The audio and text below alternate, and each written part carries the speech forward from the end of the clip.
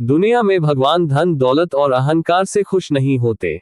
मेहनत और ईमानदारी से कमाने वाले सभी लोगों पर भगवान प्रसन्न होते हैं। सच्चे मन से भगवान की आराधना करना का फल मिलता है, लेकिन आराधना किसी लालच में करना बहुत बुरा होता है। ईमानदारी से की गई काम का फल अच्छा होता है। आज हम एक कहानी का विस्तार से वर्णन करेंगे, जिसमें मजदूर की मदद से यमराज ने जमींदार को समझाने की कोशिश किया। एक गांव के जमींदार और उसके एक मजदूर की मौत एक साथ हुई। मरने के बाद दोनों एक साथ यमलोक पहुंचे। वहां पर यमराज ने कहा कि आज से तुम अपने मजदूर की सेवा करोगे, और मजदूर से कहा कि तुम कोई काम नहीं करोगे। जमींदार को बहुत अटपटा लगा कि धरती पर तो इसका उल्टा होता था। इस बात से परेशान होकर जमींदार ने कहा कि भगवान आखिर हमसे क्या अपराध हो गई है, जो ऐसी सजा दे रहे हैं।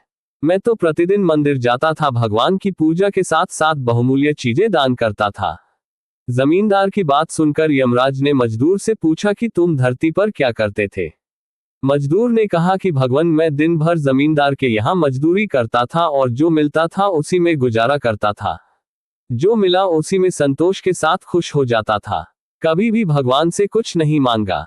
गरीबी के कारण प्रतिदिन दिन मंदिर में दीपक नहीं जला पाता था, लेकिन घर के सामने दीपक जला के रख देता था, जिससे गली में अंधेरा नहीं रहता था। आने जाने वालों को सुविधा होती थी। मजदूर की बात सुनकर यमराज ने जमींदार से कहा कि सुन लिया मजदूर के पुण्य काम।